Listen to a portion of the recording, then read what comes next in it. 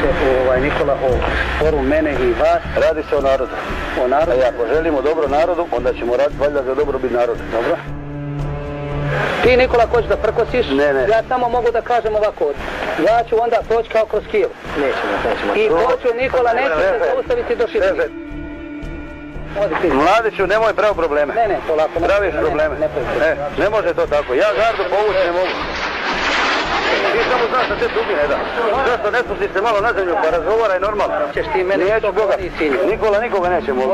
A jebe se meni. Stani ovdje pa da spase kurči. Ne Boga. Kurči tu kancelariju u Šibeniku. Ostavi ti to, šefe moj. Pusti ti to. I mislim da nije u redu da mladić prisustuje tima razgovorima. Ja sam prvi protiv toga i mislim većina ljudi koji su ga slušali i imali prilike iskustiti njegovo dobročinstvo i njegove dobre namjere. I mislim da ako igdje bude postojao spisak za ratne zločine za ovo što se radi, da će on biti na tom spisku.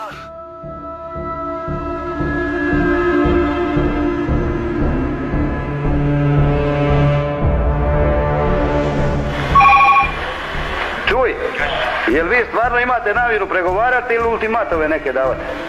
Šta je bilo kod tebi? Ma jebi ga, šta ti bilo? Pa ti znaš kad mladić dođe da nema razgovora, kurac.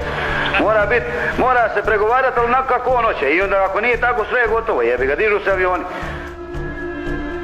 Ja očekujem taj njegov napad i bez obzira na sve, jebem ga ja. Od odgovor se povući, na silu nećemo. Te sile nema ko će nas istirati. Pa jebem u mater, makar se niko od nas ne vratio živ kući. Nikola, pa kako je došlo da se niste... Ma šta kako će doći, pa kako koji kurac pošaljete njega, znate da inako neće ništa napraviti. Pa jebem ti sunce, žarko, to nije normalno. Dobro. Jebem ga, pitaću ga kad mu nestane aviona, s tim će nam pred onda. Pa to nije normalno. Ajde kad budemo, vidjet ćeš da je to dobar čovjek. Ma dobar je on moj kurac.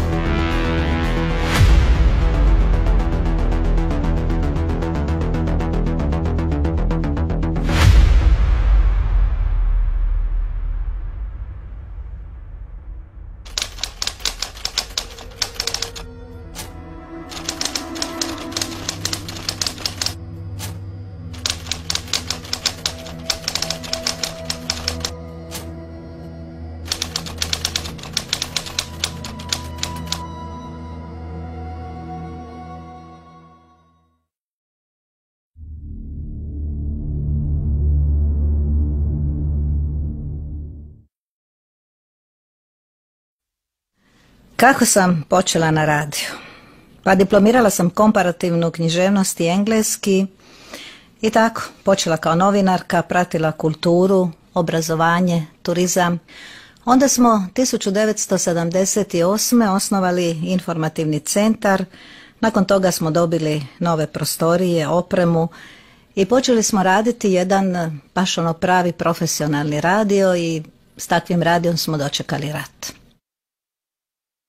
I tog 16. rujna 1991. sjećam se, cijeli smo dan nekako bili u kontaktu s kolegama s Radio Drniša, onda je ta veza nekako prekinuta. Ja sam iza popodnevnog dnevnika otišla kući, živjela sam vrlo blizu, sjećam se, peglala sam kad su me zvali kolege iz radija, dođi, nešto se događa. I ja sam naravno sve ostavila i krenula prema radiju. Bila sam negdje na pola puta, negdje na pola Masne ulice, bilo je 6 manje koju minutu kad se oglasila ta prva sirena i sjećam se, svi su ljudi trčali negdje prema svojim kućama, u skloništa, ja sam naravno trčala prema radiju.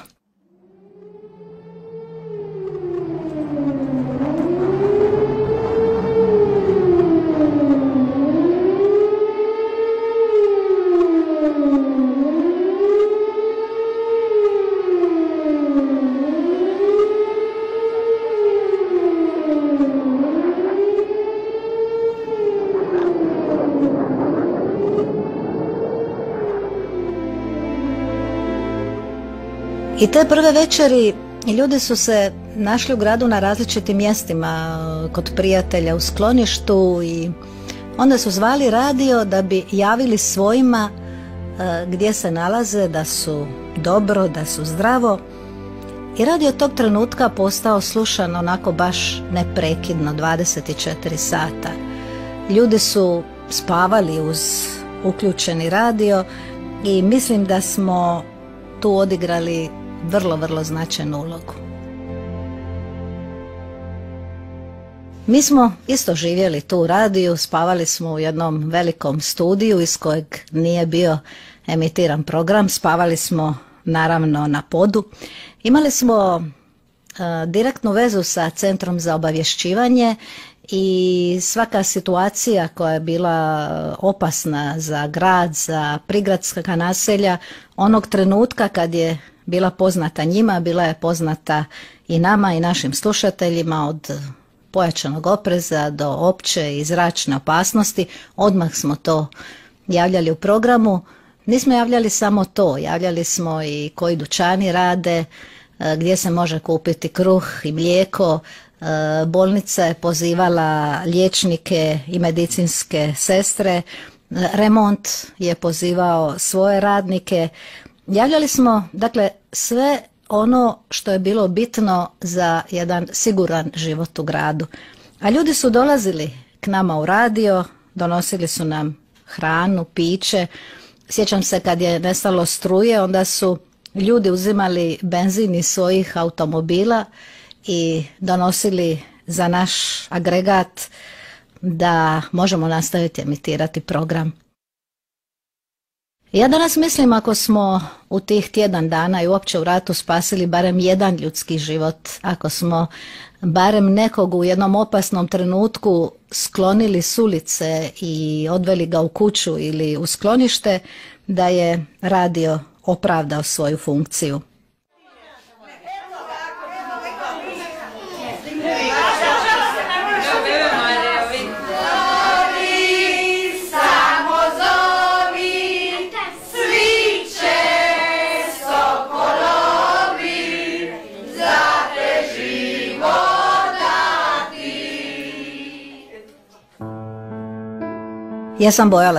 Bojala sam se recimo prvo jutro kad je počeo napad na grad s mora. Bojala sam se prije svega za svoju djecu, bojala sam se kad sam čula onu priču da su snajperisti na krovovima, ali malo pomalo počneš raditi, počneš govoriti u eteru, brineš druge brige i onda zaboraviš na strah, ali svi smo se bojali. Onaj ko kaže da se nije bojao ne govori istinu. A danas kad mislim o tom dijelu svog dugog radnog vijeka, onda mi se on čini nekako najsvjetliji i meni najdraži. To može zvučati čudno da mi je u cijelom radnom stažu najdraži upravo onaj ratni dio, ali nekako svi smo u tom vremenu bili dobri, i mi i građani, i međusobno kao kolege, solidarni, spremni pomoći. I to zajedništvo o kojem se danas tako puno govori doista je bilo na dijelu tih rujanskih dana 1991.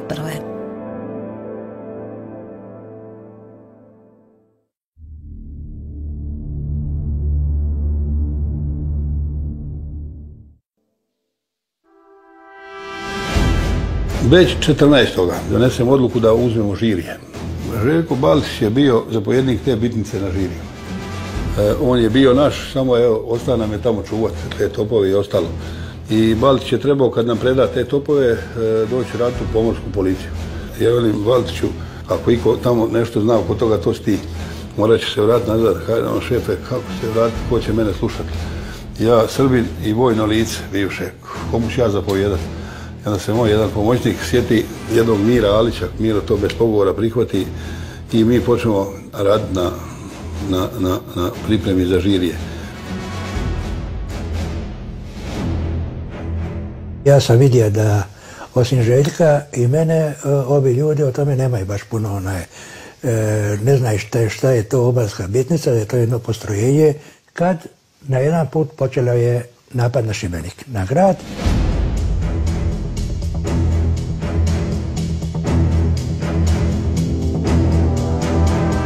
Ja se sjetio one Motorole. Rekao mi je ovaj koji mi je donio da je moja šifra Sarajevo. I u jednom momentu ja čujem na nju Sarajevo, Sarajevo, ovdje Palagruža, a Goran ima taj naziv Palagruža.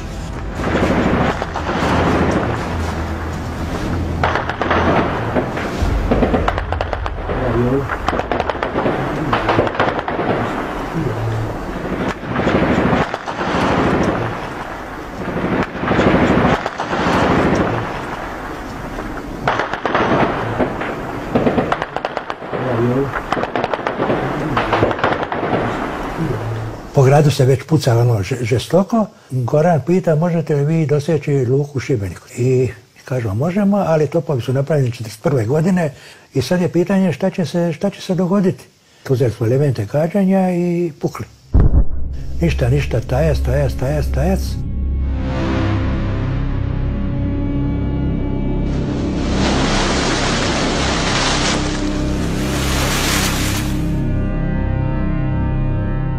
I na jedan put, bravo Sarajevo, dosegli smo ih, ajmo sada brzo, 4-5 plotuna, brzom palmom i Goran javlja, tamo je nastala panika, oni to nisu očekivali u luci, brodovi su se ti razbježali, kuć koji, kada više niste Sarajevo, sad ste Hrvatska.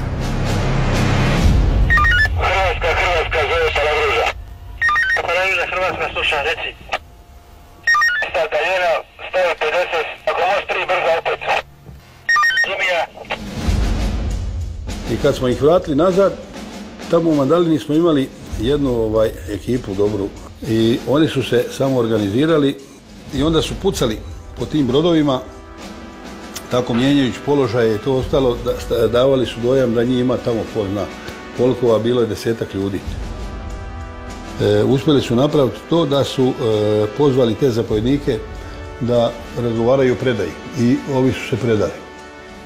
Oni su tako napravili jednu fantastičnu akciju, 34 broda razna smo mi tada došli u posjed tih brodova.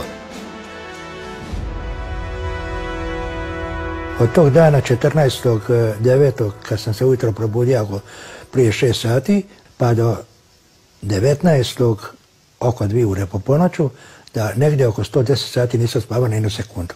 Kad su izašle prve snimce na televiziji, Marija me je čer poznala, a sin i žena nikako. Nisu mogli, jer je poslije toliko i toliko nespavanja, ja sam izgleda sam kod da me izbacila poplava negdje, tsunami negdje na Pacifiku. Čujte, ovdje na žiri je bio jedan fenomenalan čovjek koji ja poznam već 12 godina i ono što on napravio, mislim da je on napravio daleko više od nas svih. Željko Baltić, koji je napravio najviše da se preda ovo uporište i mislim, ja sam od njega očekivao sve najbolje i to mi se ostvarilo.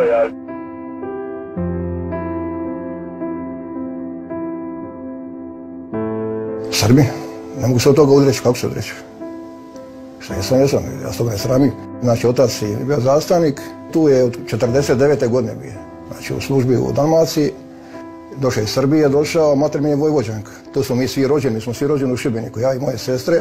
Ili ja u to vrijeme kad sam se rodio i kad sam odrastao, nikad nisam imao, kako bih rekao, da me neko sputavao ili da mi neko nešto govorio šta sam, odakle sam, ko sam i tako dalje.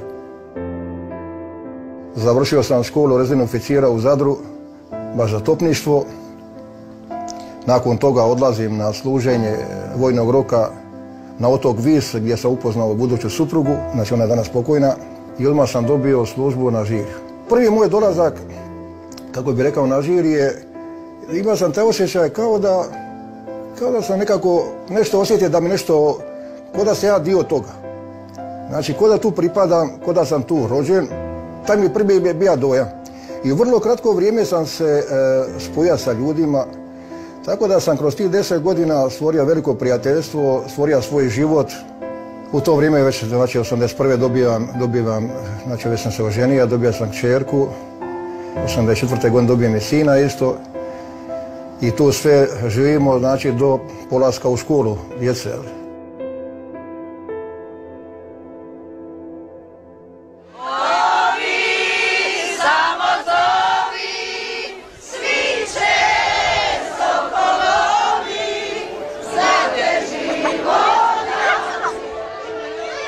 Došla je samostalna Hrvatska. Dešava se jedna vrlo gadna situacija, tako da sam imao sam velike neugodnosti, ali kao čovjek nisam mogao reći sada svakome čuj, ja sam za Hrvatsku, ja sam za ovo, već sam u dogovorima, tako da jednostavno sam morao tu biti dovoljno postojan i jak. Čak i nisam rekao ni svoje obitelji, znači moje namjere.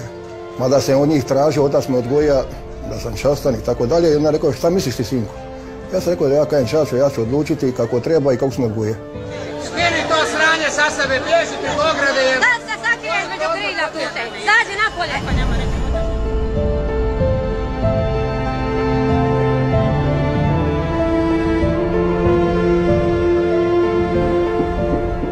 Neko vam napadne obitelj, šta ćete raditi?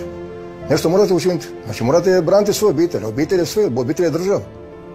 Što bi ja sad trebao da dižem hvalospjeve neke? To mi je sveta, i tako sam odgojen. To su za mene osnovna načela jedne države, jednoga života. Časno sam se ponio i ono što mi je najbitnije, i dan danas govorim, niko od mojih suradnika kojemu sam ja zapovjedan poginuo. A što se tiče tih ostalih stvari, imao sam informaciju da mene je taj prijeki vojni sud osudio na smrtnu kaznu, ali kažem vam, meni to ništa ne znači. Život, šta ja znam da ne znam šta, zatvor, bilo šta, ja bi to podnio bez problema.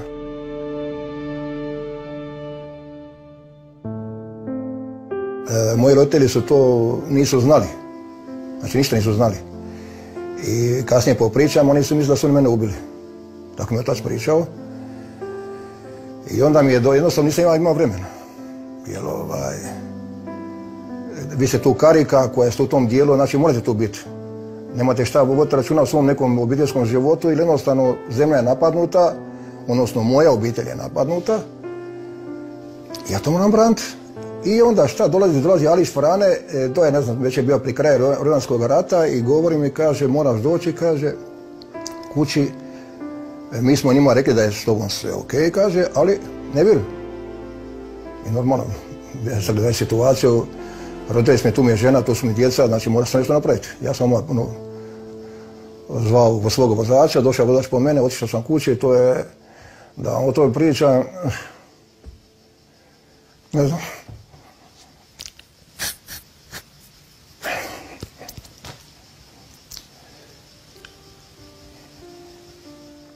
Mislim, to je bilo vrijeme jednostavno tako, šta mogu.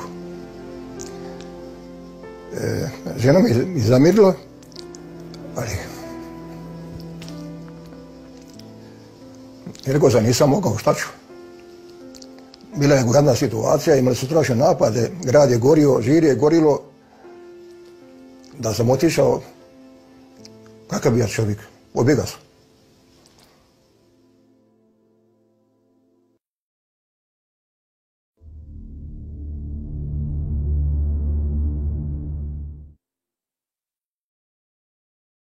...21 godinu sam imao kad sam otvorio obrt. Bavio se građevinom, to je bilo moje. A oženio sam se 78. godine. Dobivam sina, 81. dobivam čer, 87. dobivam još jednoga sina. Pokušavaju, razumiješ ti?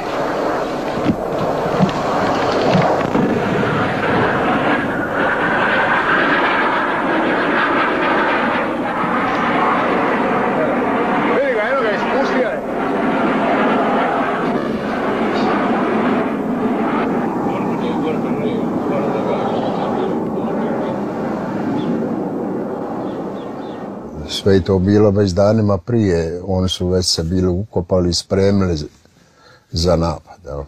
Narod se pripa, avioni tuču, tenkovi tuču, minobacači, avioni nadliču, raketiraju grad. I narod je krenio na stari austrijski most izaći prema Šibeniku. Moja mata je bila šlagirana i ležala u krevetu nepokretna. Čača je bio šlagiran, ali mu je uzeta bila lijeva strana, ali je bio pokretan. Ja sam pokušao ga na silu da njega spakujem u auta, onda ćemo mate odnijeti. A čača se uvatio za štok od vrata, kaže neću, ja nisam nikome napravio ništa, hoću poginuti na svom pragu. Čača je odmah 1991. pred Božić umra i sad za divno čudo mate je bila šlagirana u krevetu, ona se digla. I cijeli rat preživjela i umrla 2002. A žena, dica, odmah sam ja njima rekao da oni nemaju šta mene čekati, ja moram ostati u Drnišu, braniti Drniš koliko se može, oni da idu čaj iz Drniša i tako su i napravili. Oni su otišli, ja nisam znao ni di su oni otišli, niti su oni znali za mene. Znali su da sam ostao u Drnišu i onda smo nekako se priko radija, ne znam kako smo došli, saznali di je ko.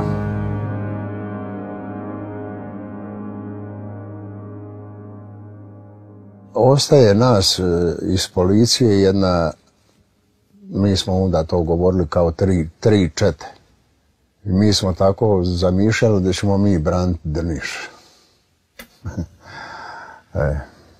Ja sam vidio da od te obrane nema ništa. Rasulo, ne zna se niko za nikoga, veza nemamo. Mi odamo po Drnišu ki gluve ovce, niko za nikoga ne zna, izginit ćemo bez potrebe. Drniš je i bio okružen sa tri strane. Oni su samo trebali proći Drnišu, iza Drniša nema nikoga. I otvoren put prema Šibeniku. Nemamo šta čekati u Drnišu, možemo samo izginuti. Došli smo u Pakovo selo da bi prekinuli cestu, da bi spriječili prodor tenkova prema Šibeniku. Jukica i Josip dotičeni niz ulicu, sad iđu tenkovi. I onda je nastala pucnjava. Pucaju oni, pucamo mi. Oni su brojčano jači od nas 5 puta. Najmanje 5 puta. Ali su se oni našli u okruženju. Ali tu je nastao haos. Cijelo popodne je tu bilo ratovanja. I oni su pokazali nesnalaženje u datom momentu. Sa toliko tehnike koliko su raspolagali, oni su mogli priletiti priko nas. Ovaj jedan tank je puca po nama. Mamć je reka Blaževiću da iđu da ga probaju uništiti, da pucaju. I Blažević je puca i pogodio ga. Tank je eksplodira. To je stravična eksplozija bila. Kupola je odletila u zrak ne znam koliko. To je plamen šiklja iz njega 20 metara u zrak. I sad ja idem minirati Dragu, oni vamo opet ostaju ratovat. Ja dolazim u Dragu, ali čujem u jednom momentu i gusjenice mi idu. Vidim kolona uklopnjaka. I kad je to grunulo, ja sam uspio, šta ja znam, napraviti 20-ak koraka trčeći. Diglo je 20-ak metara dužinske ceste i taj prvi transporter koji je išao, on je upao u rupu. Oni su se vjerovatno vratili, kad je ovaj prvi upao u rupu, oni su se vratili nazad jer više nisu pokušavali ništa. Uglavnom linija u Pakovu selu, kako je uspostavljena 1991. taka je ostala do 1995.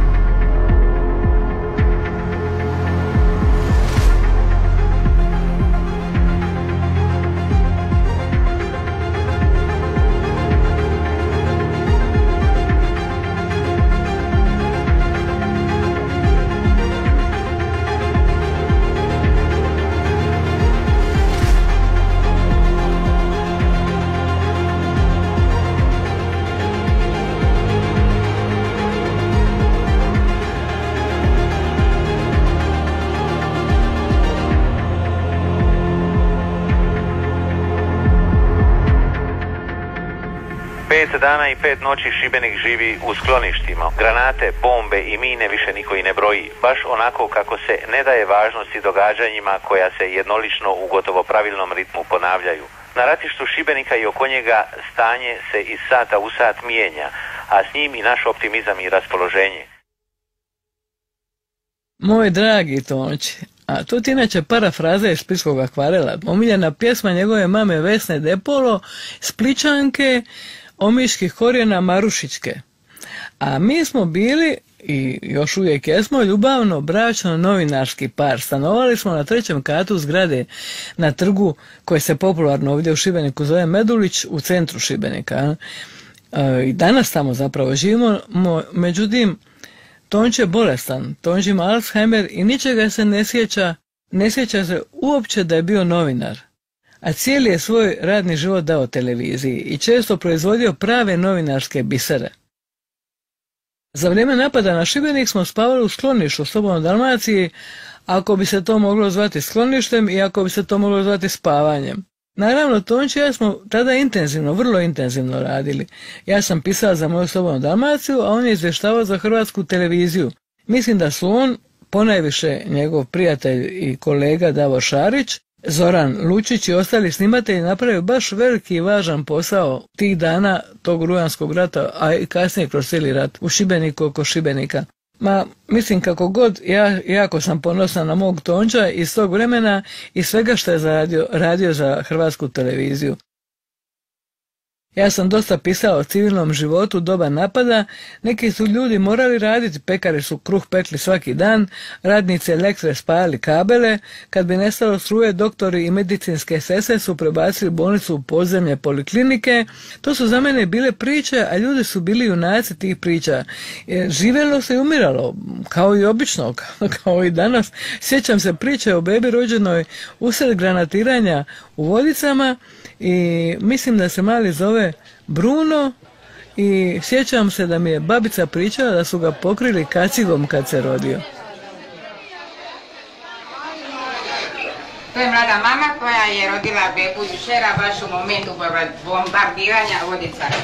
Rodio se mali Bruno koji je težak 3,500, primalja Tereza Telajić iz Šibenika. I ja morali smo staviti ipak hljeb na glavu da bi mu zaštitili koliko toliko sebe da bi obavili posao u redu. I kad se mali rodio, taj hljeb smo skinuli iz naše glave i stavili smo na njega, odnosno uvukli smo ga u komplet u hljeb, tako u slučaju, ne daj Bože da je što počelo padati, da on ipak preživi, a nama kako bude.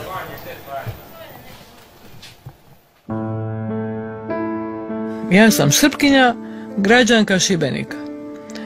A šta je to značilo u to vrijeme? Ovako ću ti reći. Sigurno je bilo, malo reći nezgodnih, nego i ružnih situacija za ljude srpske nacionalnosti, ali generalno gledajući, Srbi ovdje nisu bili maltretirani, ni protjerivani, ni ugnjetavani kao u nekim susjednim gradovima. Ne sjećam se da sam čula da je netko u Šibeniku baš izbačen iz stana i svoje kuće, da mu je oteta imovina zato što je Srbin. Šibenik je u to vrijeme zaista ispao grad džentlmen. Moja sestra s malom Tanjom, brat i roditelji koji su živjeli u Drnišu, te rujanske noći, prve ili druge nakon početka napada, su došli ranom zorom u Šibenik. Pobjegla je tada velika većina srpskog stanovništva iz Drniša. Mi Grubači nismo imali sumnju gdje je naše mjesto. Nisam nikada imala problema zato što sam Srpkinja. Normalno sam izvještavala, radila svoj posao i sa prvih linija bojišta. Ako bi došlo do razgovora i tamo, na tim delikatnim mjestima, ja sam rekla šta sam i nikad mi nije palo na pamet ni tada ni sada da to zatajim. Niko me nije krivo ni pogledao zbog toga.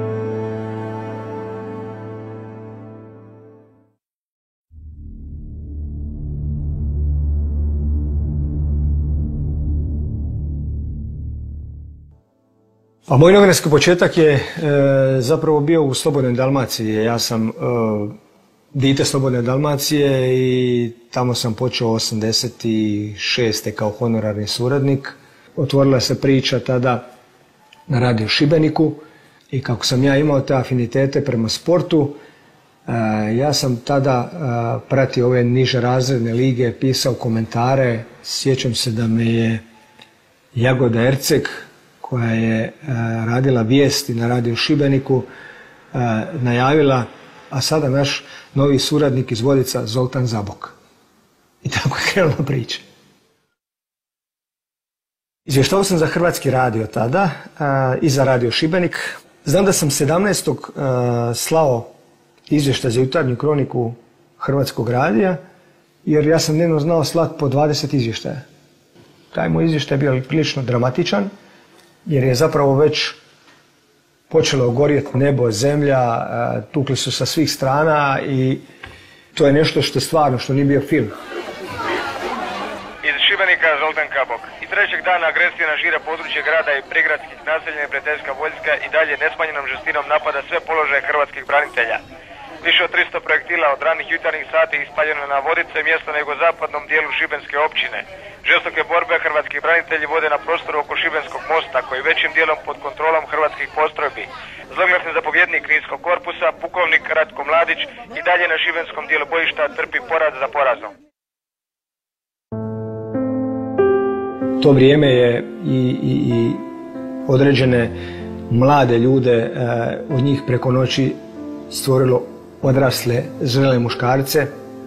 Moj prvi susjed je junak obrane Šibenika Marinko Kardum, dakle mi smo zajedno odrasli. Kod djeca smo se igrali, mi smo u Vodicama kuća do kuće. On je stradao na Šibenskom mostu. Znam da sam ja u jednom trenutku probao evakuirati svoje roditelje. Znam da je moj otac tad rekao: gle, ja nemam ništa osim ovoga, ovo sam stekao sa svojih 10 prstiju u životu. A ako moram poginuti, kaže, neka poginem ovdje, ja odavde ne idem. Svi tada novinari šibenski su držali kao jedno tijelo. Gdje je išao jedan, išli su svi. Dijelili smo informacije ako neko nešto nije znao, dakle nije bio problem uskočiti, dati, pomoći, odraditi, dakle funkcionirali smo svi ko klapa. Važnu ulogu je odigrala televizija Vodice, jedan projekt Šime Strikomana, iako je naravno iza njega snimanje u ratnim uvjetima bilo nešto posve novo.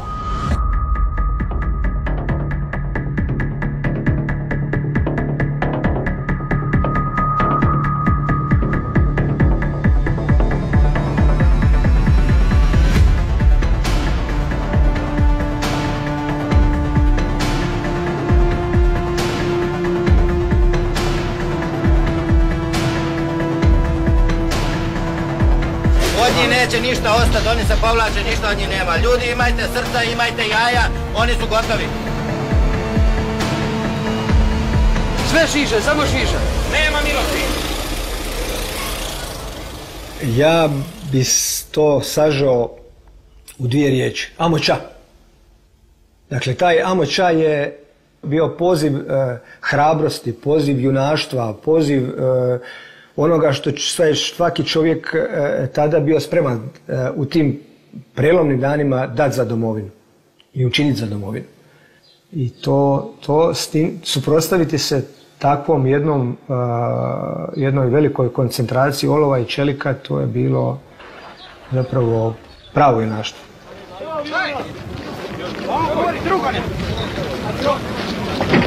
A jebem ti avion 5 puta. Ča mi huj smo bili? Ajde, dečki, brže ulazite unutra, idemo ča, ajde. Hej!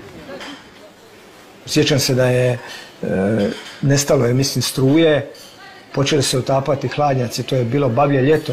To je bilo spize na lagune. Znači, kuvalo se, to je bilo, znači tih prvih 2-3 dana, to je bilo doslovno da se ne baci hrana, tu se jelo, pilo, najbolji bokuni su bili u igri. Ja sam nakon toga završio, odnosno nisam završio, nego sam zapravo otišao u BiH, to je bila 92. godina. Dakle, moram reći samo za razliku od Domovinskog rata, to je bio brutalan rat. Rat u Bosni i Hercegovini je bila klaonica. I nije tu prekinuta ta moja nit vezana uz ratno izvješćivanje. Dapače, ona se intenzivirala. Bio sam na Kosovu, nakon toga u Africi, u Sudanu, u Darfuru, Južnom Sudanu. Dakle, pratio sam mnoga krizna događanja od one narančaste revolucije u Ukrajini, napada na Irak, odnosno druge pustinske oluje 2003. Nakon toga iranski nuklearni program i krizu koju on izazvao. Jedne godine sam 8 puta bio u Iranu. Afganistan, Sirija. Svako onaj ko kaže da ne osjeća strah, to je laže. Dakle, straha ima. Pitanje je samo koliko čovjeka pošprica adrenalin.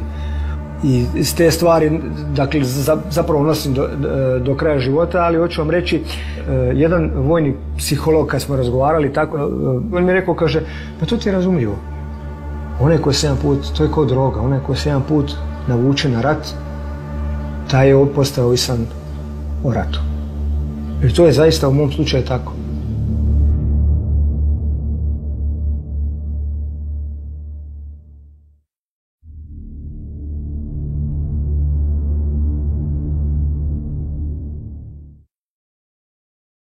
Posle završetka Vojne akademije kopnene vojske, smjer topništva, ja dobijem raspored u 8. pomorski sektor Šibenik u Vojanu Rogoznici.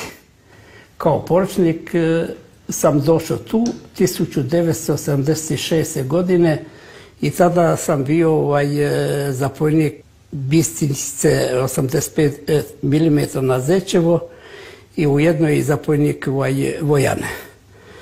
I tu počinje moja vojnička karijera u bivšoj vojsci. Za vrijeme tog perioda upoznao sam ovdje svoju sadašnju suprugu Anitu, koju sam se ženio 1977. godine i osnivao obitelj. Ja čekam 1991. u Sinju i otud ja dezertiram iz vojske, dolazim ovdje u Šibenik i onda Mate Viduka, zapovjednik operativne zone Split, dao mi je zadatak da organiziram i osvojem Vojane u Rogoznicu. Mi smo išli na tu varijantu da dolazimo do topništva, da imamo čime se braniti. I onda smo mi krenuli i ovaj zapovjednik tamo, Birtašević, kapetan Prekrasom, daje borbenu uzbunu. I onda počne tu fajt.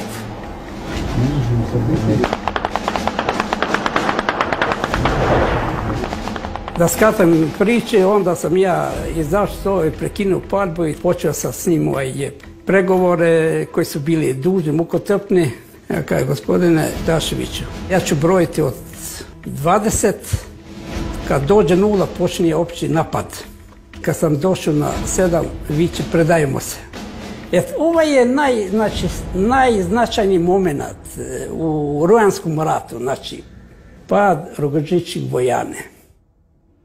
Pa nije u vašim rukama, šta oni drže? Aj, zapišite. Samo ti govori, snimam kasetofon.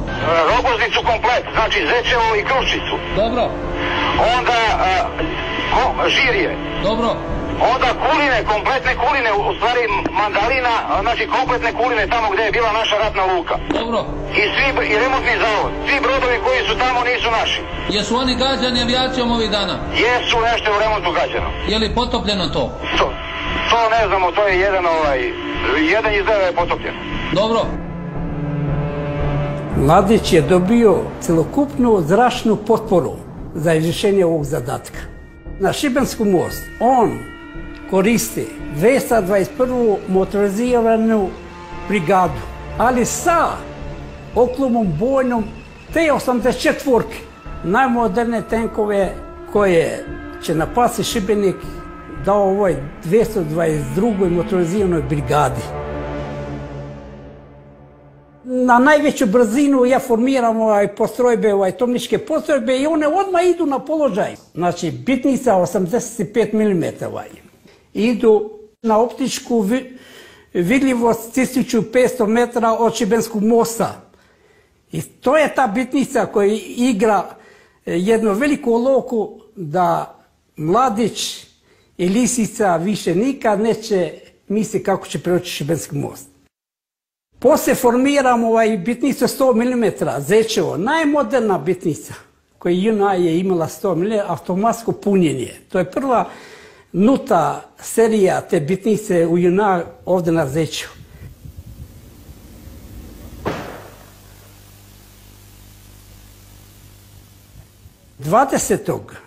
Mene u zapovjedništvo zvao je zapovjednik brigade Petković. Ja sam se javio kod njega i on mi je zapovedio. Ovo je jako bitni element. I mene Petković je rekao da sutra idemo djelovati, organizirani djelovati, sa topome 130 mm. I zamorio me, kaže majore zapovjedniče, vodi računa da ne pogodi Šibenski most. To su razorni topovi 130 mm, to su najmoderni top koji je imala JNA i najjača snaga JNA. Daljina je bilo 22 km. Na tu daljinu uvijek ima rastrojeni po prasu daljinu. Jako teško ti kontrolirati da ne pogodi Šibenski most. Ako pogodi Šibenski most, ode. Uzeo sam vojnički dvogled i posmatrao sam oko Šibenskog mosta, platova. Sve one su blisali prema nama tenkovi. Kad prva granata pala, među njim druga.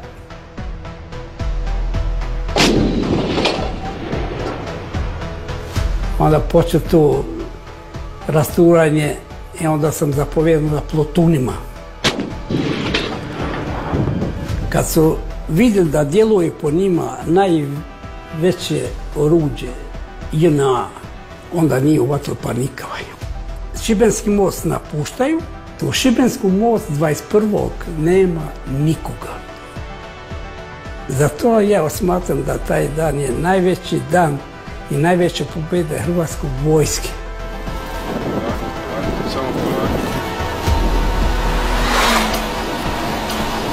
Ovo su naši vodičari.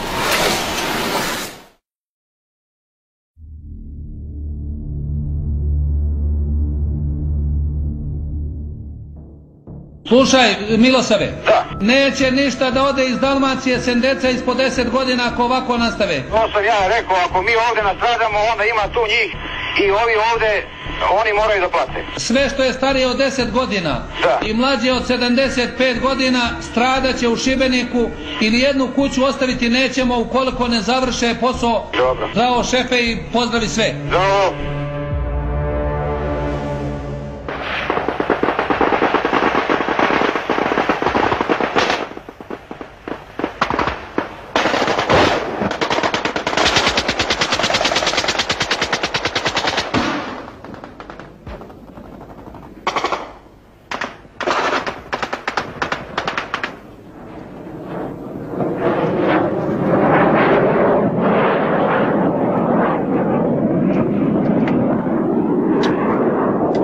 Pogodi ga! Oba dva! Oba dva! Oba dva! Oba su pala!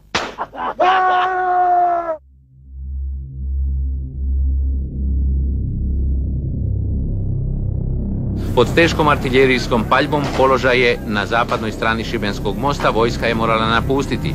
Razgovaramo s ljudima čiji su domovi srušeni, a ipak su radosni stojeći na mjestu gdje se još malo prije umiralo.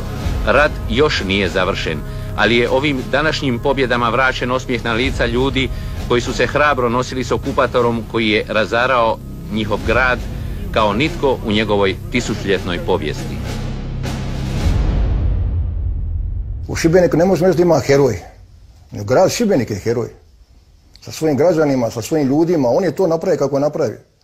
Da smo mi pali, gledajući sada, svi kažu taktičari, operativci, kad je Hrvatska bila na dva dijela, Znači, struktura ljudi, Šibenik je kao grad i sa svim strukturama, bilo to civilne strukture ili vojne ili policijske, je učinio jednu veliku stvar učinio.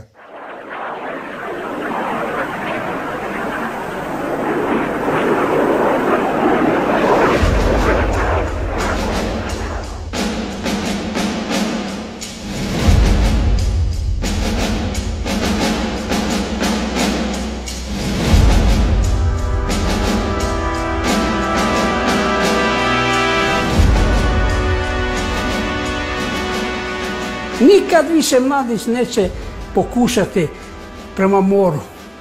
I najzasluženiji za ovu velebnu pobjedu, ovu stratešku pobjedu, su sami građani Šibenika. Oni su najzasluženiji.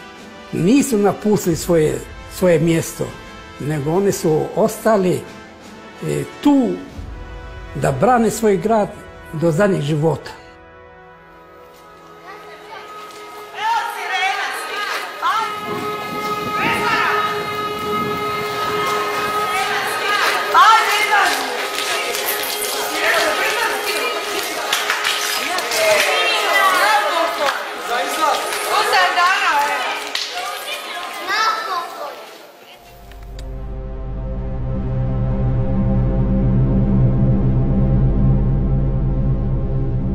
Da je on uspio kojim slučajem proći prema Šibeniku, na Šibenskom mostu su već bili tenkovi, da su ovi prošli iz ovoga pravca, ne znam šta bi bilo. Ne znam šta bi bilo, ali bi bilo zlo. Bilo bi zlo.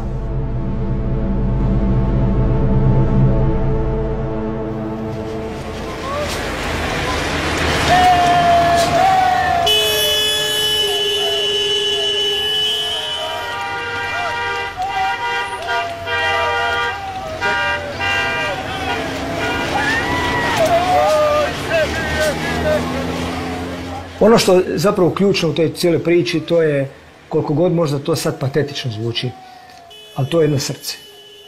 Dakle, ti si branio svoje i to u startu je bilo osuđeno na uspjeh. To drugačije nije moglo završiti. Gost je naš, jebi ga. Ništa drugo neće reći. Sve je to.